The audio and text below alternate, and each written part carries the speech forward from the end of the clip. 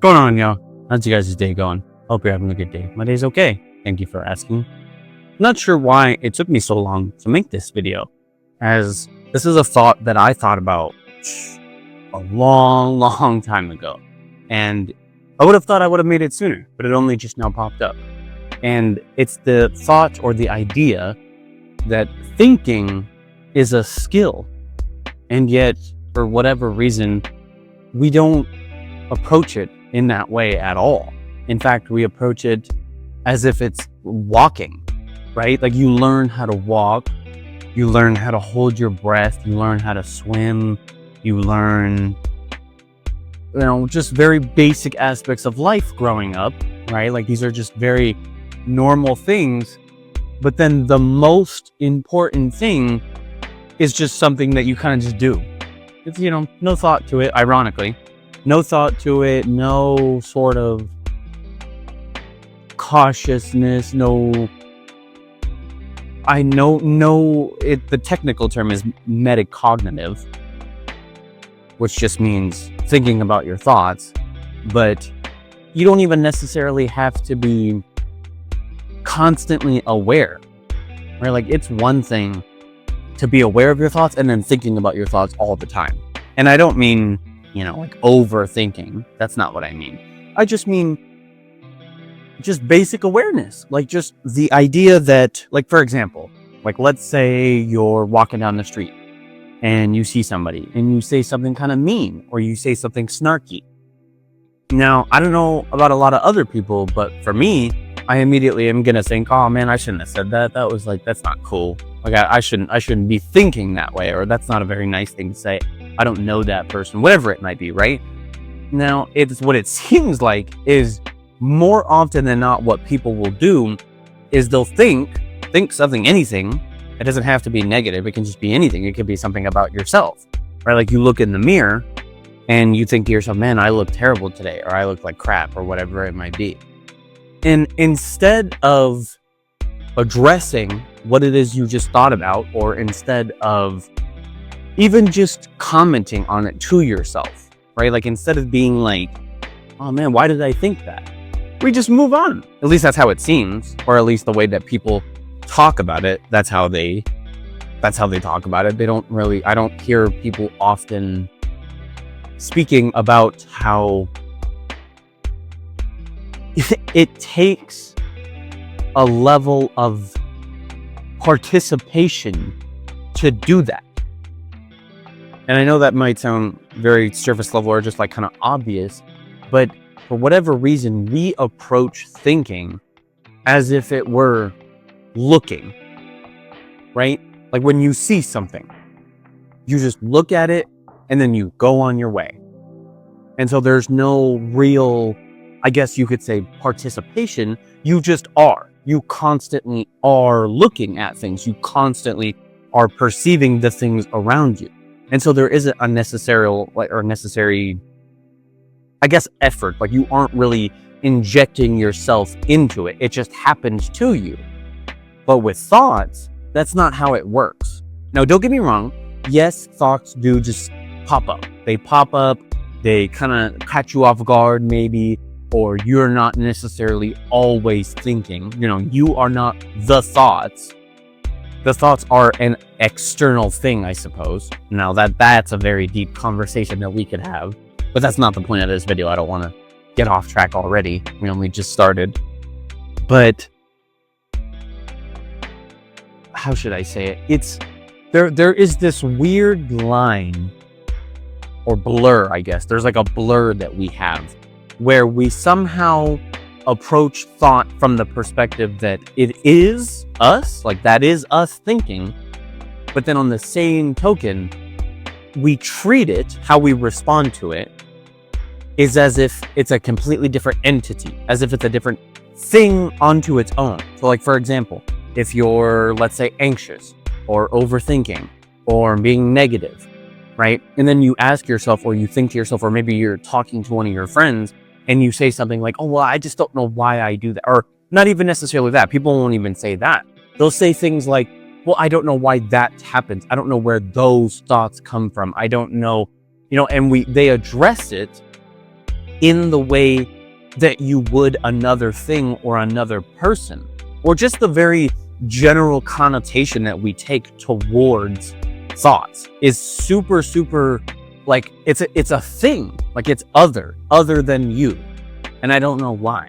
And I feel like that is probably in my opinion, the crux of the problem, is that we, for whatever reason, we think that thoughts are a living thing that is not an aspect of us, especially negative. Like, I mean, I know that sounds obvious, but we try so hard to convince ourselves that, like, again, I'll just use the most basic analogy: anxiousness, nervousness.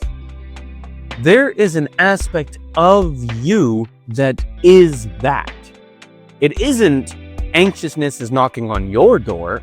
It isn't like anxiousness just comes up and interjects itself and throws itself in your face and says, I'm here now, what are you going to do about it? No, that's you. It's a mirror. It's you. It's your subconscious, or even your just conscious state, telling yourself this is what we feel, or in the moment might be, right? Or, it gets to the point where it becomes your personality. It becomes it becomes you if you let it. But I don't know why the forethought of that it takes skill to think is not popular. Like, again, when you go to school, they teach you everything under the sun, right? Even if it might be BS, even if it might be a bunch of hoopla, they teach you a lot of stuff.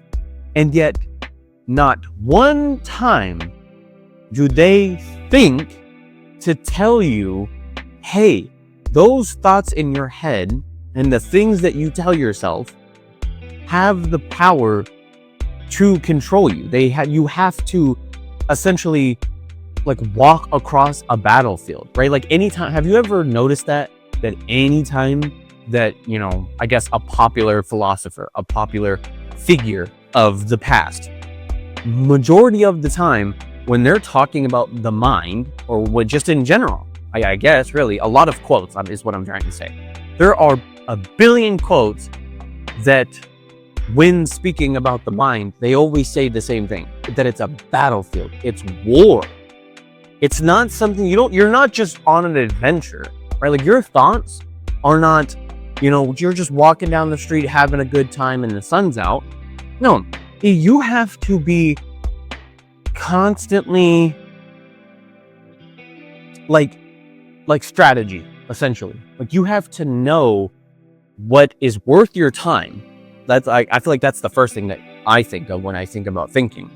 It's like, if something pops in my head, the first thing I think is this even worth my time just to react to, not even engage with, but just the mere idea of even entertaining it. Because you definitely should not be entertaining every single thought or feeling that pops in your head. And not only that, but there's only a certain level that I guess is chemical, if you will. And what I mean when I say that is, like, feelings, for example. Feelings are obviously your brain.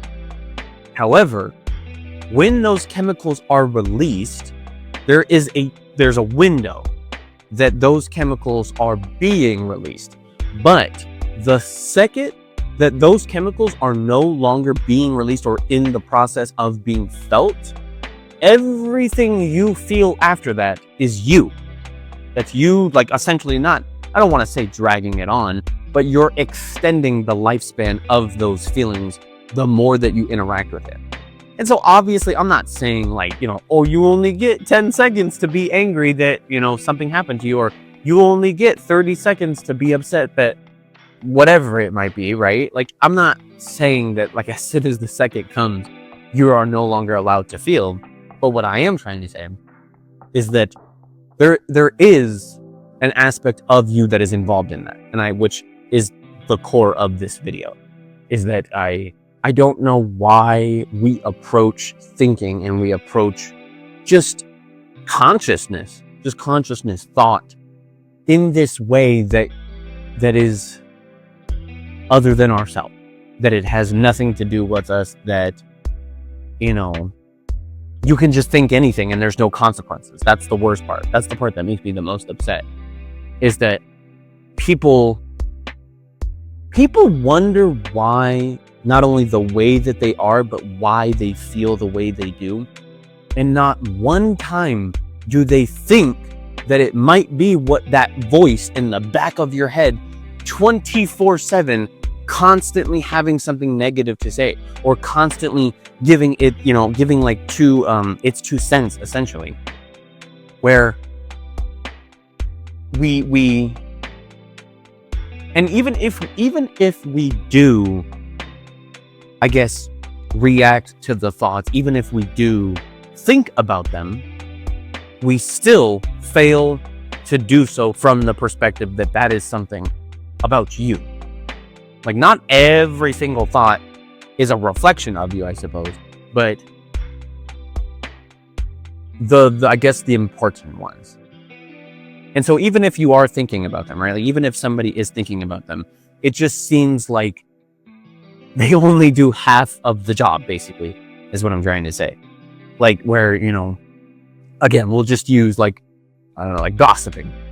We'll use gossiping as a big one, where it would be like, you're talking with your friend and you're gossiping about somebody, and everything that comes out of your mouth, right? Like, that you're doing something, that you're gossiping, what it is you're thinking, and yet you walk away feeling as if all of that was just fluff, almost, like, kind of like how, I know I say it all the time, but like how we approach words in a way where they're just information exchange, even though that's obviously not what a conversation is. Like, if you boil a conversation down to its most literal aspect, sure, it's just the exchanging of information, but it's a lot more than just that.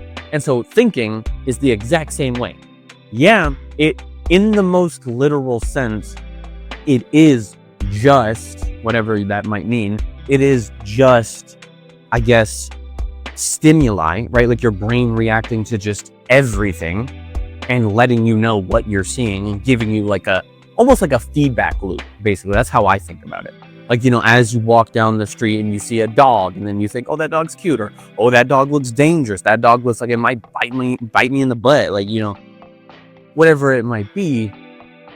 But it gets to the point, though, where it overextends, like your thoughts, your brain.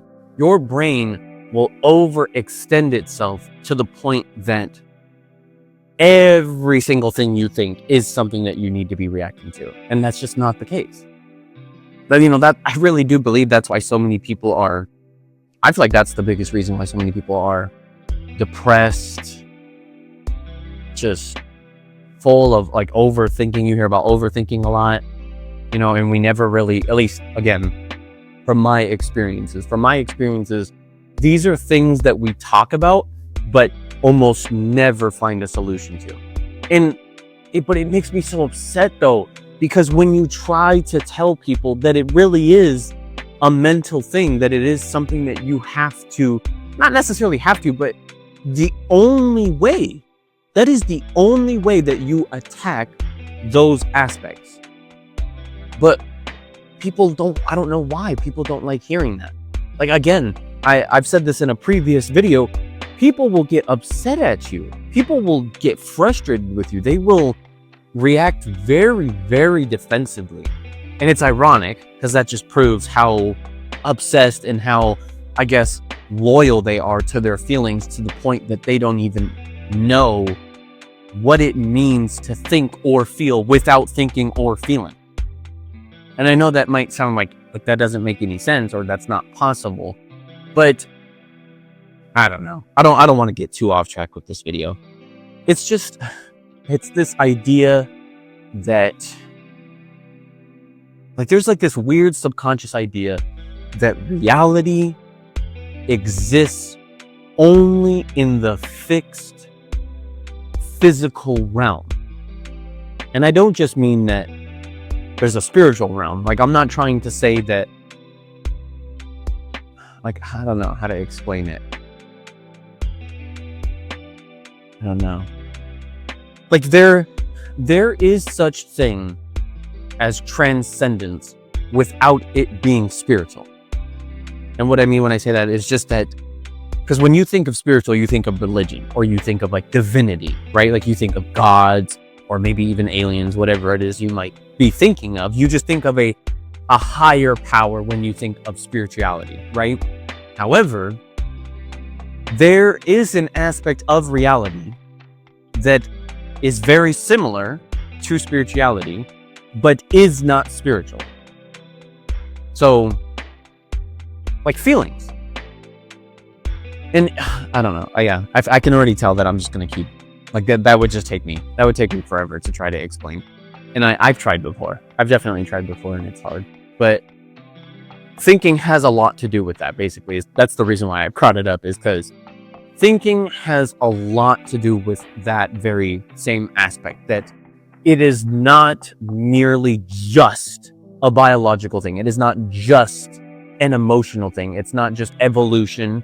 It's not just, nothingness, consciousness just floating in your head, right? Like, it's not just you, like how I said earlier, it's not just you reacting to stimuli. It's not you just filtering out survivability, right? Like your brain is constantly filtering out information. And so, yeah, sure, a lot of your thoughts can be attributed to just your evolutionary biases. And yet there is also an aspect of you that has to be involved in that. But, and anyways, I guess it's just sad. It's sad. It's frustrating that we don't say it, though. We don't say that out loud. Like, yeah, sure, if you go and you try to learn psychology, if you're really into philosophy, if you read those kind of books, or maybe literature, poetry, you might pick up on that just naturally, just based upon what it is you're involved in. But it shouldn't be a topic-specific thing. I shouldn't have to go to psychology. I shouldn't have to go to philosophy in order to understand that, yeah, it takes a level of participation and skill and effort in how I think. Otherwise, I'm just going to be like the ocean, right? Like just drifting back and forth and going nowhere. You're like the wind. You just everywhere. You're reckless, chaotic. And we wonder why. We wonder why we have the problems we do. And I think that it starts with the fact that we just don't say anything. We don't even acknowledge it, right? Like it's kind of like the phrase or the quote, you don't know something's a problem until you, I guess, address it as one. Like you have to first acknowledge that something is a problem before you can ever hope to solve it. And if you never acknowledge that, yeah, I have to do something about the way that I think, or there has to be some sort of solution, then that's kind of it. You kind of just, shoot yourself in the foot. And so, yeah. But if you disagree, if you agree, let me know what you think down below. Thank you for watching. Hope you have a good rest of your day.